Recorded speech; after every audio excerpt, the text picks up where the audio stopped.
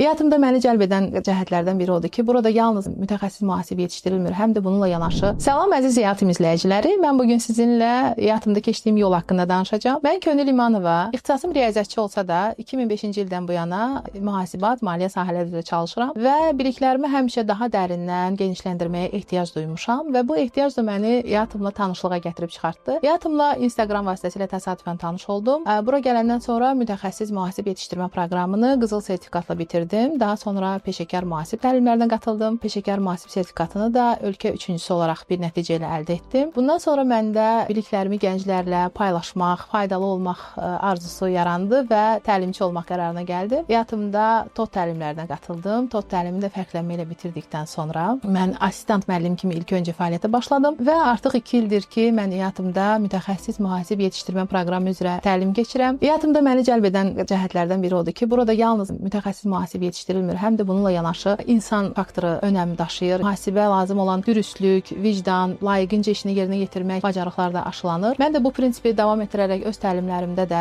hard skills dediyimiz ekspert biliklərindən savayı, mühasibə lazım olan yumşaq bacarıqları, mühasibə lazım olan üstün keyfiyyətləri gənclərimizə aşılayırıq və bu sahədə bilik və bacarıqlarımı qazanmağa, məni təlimçi kimi yetişdirən İHATım ailəsinə təşəkkür edirəm və hər kəsi bu ailənin bir üzvü olmağa dəvət edirəm.